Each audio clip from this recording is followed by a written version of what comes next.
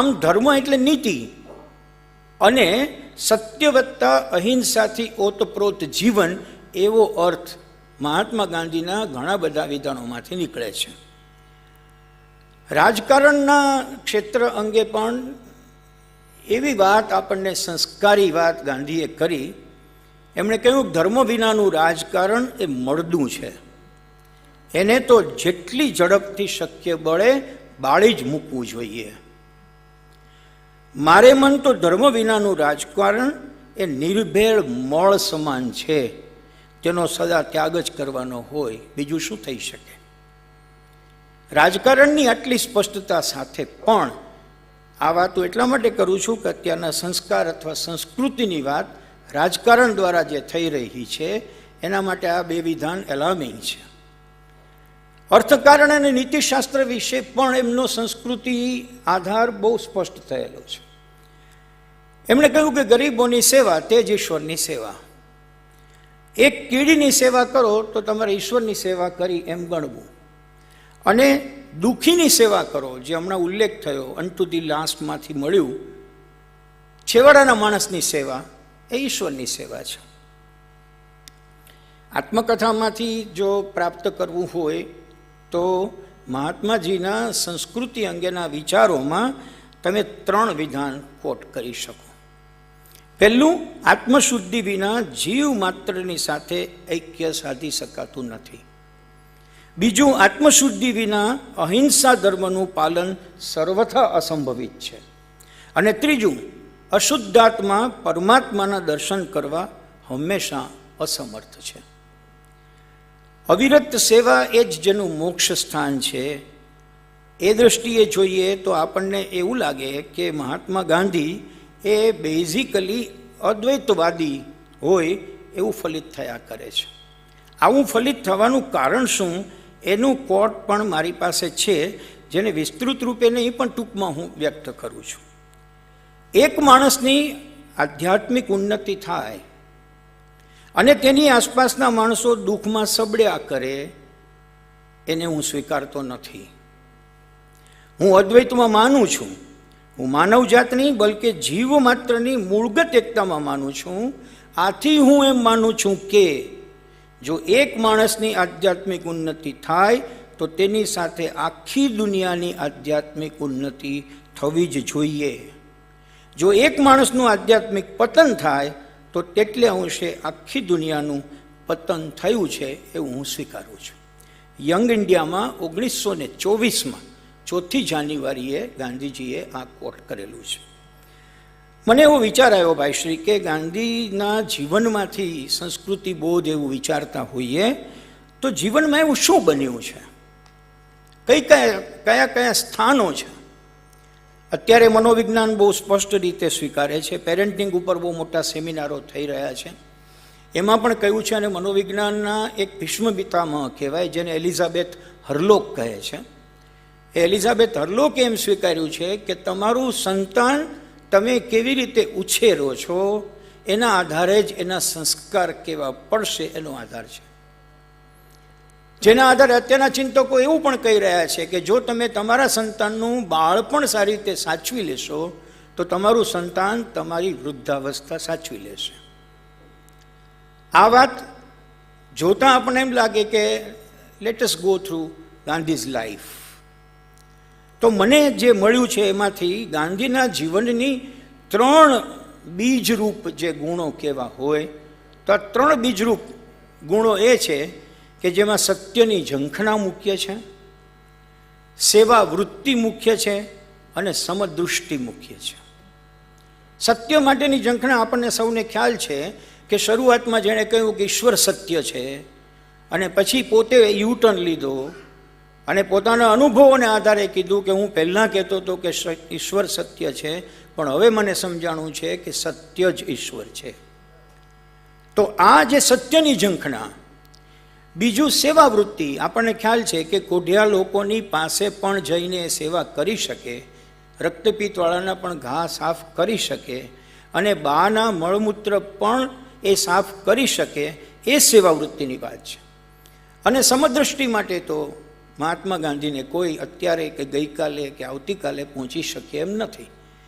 એને લઈને કેટલીય દ્વિધાઓ ઊભી થઈ, વિડંબણાઓ ઊભી થઈ. અત્યારે પ્રશ્નાર્થો છે ગાંધી સામે ઘણા બધા સમદૃષ્ટિના નામે, પણ એને છોડી નથી. મને એવું લાગ્યું છે કે આ 3 ગુણો આવ્યા ક્યાંથી? તો એના જીવનમાંથી આવ્યા છે. ગાંધી કુળની ધાર્મિક પરંપરા જ એવી હતી કે આ બધા ગુણો એમાંથી આવ્યા છે. માતા પિતાના સંસ્કાર એવા હતા કે એમાંથી જ સંસ્કાર સંસ્કૃતિ તરફ એને દોરી ગયા છે. અને ત્રીજો મુદ્દો, જ્યાં જ્યાં ગયા છે ને જ્યાં જ્યાં રહ્યા છે ત્યાંની પરિસ્થિતિ અને વાતાવરણમાંથી એને શુભ અને મંગળ વધુમાં વધુ શોષી લીધું છે. એને પરિણામે આ 3 ગુણધર્મો આવ્યા છે. કદાચ આપણે જીવનની વાત કરીએ તો બહુ ઝડપથી હું પોરબંદરમાં છું અને પોરબંદરને યાદ કરું કે એમના દાદા, જેને ઓતા બાપા કહેતા, એ પોતે સત્યપ્રિય હતા, ટેકીલા હતા, નીડર હતા, નિર્લોભી હતા. એવું માનવાને કારણ નથી સાહેબ કે રામ નામ છેલ્લે જે બોલ્યા, હે રામ બોલાણું, એ પેલા રંભાબાએ આપેલું હતું. આપણે ત્યાં આ વાત પ્રચલિત છે, પણ ના, સદંતર એવું નથી. ઘરમાં કૃષ્ણ ભક્તિનું વાતાવરણ હતું પૂરેપૂરું. પણ ખરેખર ઓતા બાપા એટલે કે ઉત્તમચંદ ગાંધી, એમના દાદા, એ રામાનંદ પંથના એક ખાખી સાધુના સત્સંગથી રામ ભક્ત બનેલા હતા. આવું નોંધાયેલું છે. અને ઘણો ખરો સમય તેઓ રામકથાનું શ્રવણ જ કર્યા કરતા. પછી આવ્યા કબા, ઓતા બાપા પહેલા, પછી આવે છે પિતા કરમચંદ ગાંધી, કબા ગાંધી. એ તીક્ષ્ણ બુદ્ધિવાળા હતા, સત્યપ્રીતિવાળા હતા અને બહાદુર હતા. ધર્મ જિજ્ઞાસા તીવ્ર હતી. ઉપરથી આવ્યું હતું ઓતા બાપા તરફથી અને પોતાનું ઉમેરાણું. એટલે સાધુ સંતોને, સચ્ચરિત વિદ્વાનોની સાથે વધુમાં વધુ સમય જીવવાનું પસંદ કરતા હતા. હવે વિચારો કે કબા ગાંધી છે એ આખી રાજ્ય વ્યવસ્થાનું સંચાલન સંભાળતા હતા. તેમ છતાં રોજ સવાર સાંજ 1.5 કલાક સુધી અવશ્ય કથા શ્રવણ કરતા હતા. આધારભૂત ગ્રંથની અંદર, મજો પટેલનો આધારભૂત ગ્રંથમાં આ વાત ટાંકેલી છે. ભાગવત અને તુલસી રામાયણ અને ગીતા એ કબા ગાંધીના મુખ્ય ગ્રંથો હતા. માત્ર પોતે 5 ધોરણ ભણેલા હતા. એને એવું હોવા છતાં આ ગ્રંથો સુધી તે પહોંચ્યા હતા અને એનો ઉલ્લેખ વારંવાર મોહનદાસની હાજરીમાં થતો રહેતો હતો. પછીનું પાત્ર આવ્યું માતા પુતળીબાઈ. આપણે એમ પહેલાં કહ્યું કે ગાંધી કુળની ધાર્મિક પરંપરા, તો એમાં પહેલાં દાદા, પછી બાપ, પછી પુતળીબાઈ. પુતળીબાઈ તો આદર્શ ગૃહિણી હતા. સવારથી સાંજ સુધી બધાના ઘરકામ કરતા હતા. સૌ જમી લે પછી જ પોતે જમવાનું પસંદ કરતા હતા. કપડાં કે ઘરેણાં કોઈ દિવસ એને નવા લેવાનો આગ્રહ કર્યો નથી, વસાવ્યા નથી. એવા ન્યોછાવર થનાર, પોતાના કુટુંબ માટે ન્યોછાવર થનાર માતા હતા. મહાત્મા ગાંધીએ ખુદ લખ્યું છે, ખુદ, મારામાં કશી પવિત્રતા જોતા હો તો તે મારા પિતાની નથી, મારી માતાની છે. અણિશુદ્ધ આત્મશુદ્ધિ, આત્મ સાક્ષાત્કારની તીવ્ર ઝંખના અને જીવનને ઘડવાની અખૂટ શ્રદ્ધા જે ગાંધીમાં જોવા મળે છે એ એમની માતામાંથી આવી છે. મહાત્મા ગાંધીએ એવું કહ્યું છે કે મારી મા એ સાધ્વી હતી. અને સાધ્વી હતી ત્યારે બીજો એક દુર્ગુણ પણ એનામાં હતો, અને તેને અસ્પૃશ્યતાની પરંપરા નડતી હતી. છતાં એ મને છૂટ નહોતી આપતી. એમણે પ્રસંગો ટાંક્યા છે કે તું અંત્ય જ ઉકાને અડીને આવ તો તારે સ્નાન કરી લેવું અથવા તો કોઈ મુસલમાનના અંગરખાને અડી લેવું. મહાત્મા ગાંધીએ કોટ કર્યું છે કે મને હંમેશા સલાહ આપતી કે ઉકાને ત્યારે યારે ભણાવ તો વાંધો નહીં, પણ એને અડવું નહીં. અડો તો શું કરવું? તો કે 2 તારે એના જે મુક્તિના માર્ગો તારે પસંદ કરવા. આ માર્ગ એ વિચિત્ર છે. જો એ વખતે મુસલમાન માટેનો ખ્યાલ માના મનમાં શું છે એ પણ આવે છે. હવે ગાંધીજી વારંવાર એવો દાવો કરતા, માતાને જ કહેતા કે ઉકાને ન અડવામાં ધર્મ નથી, ધર્મ ન હોઈ શકે એવું હું માનું છું. પછીથી એની વાત એણે આગળ પણ લંબાવી છે. મહાત્મા ગાંધી રામરક્ષા સ્તોત્રના માતા પાસેથી પ્રાપ્ત થયેલું એના બહુ સારા એવા સેવક હતા.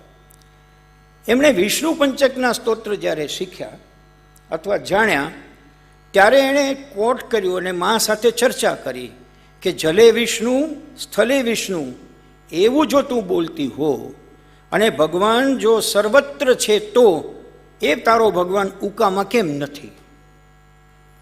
હવે તમે કલ્પના કરી શકો કે આટલી સ્વસ્થ ચર્ચા એ સમયમાં મા સાથે જે દીકરો કરતો હોય એવા દીકરાના જ વિષય તરીકે આપણે સંસ્કૃતિ બોધની આજે ચર્ચા કરવા નીકળવું પડતું હોય.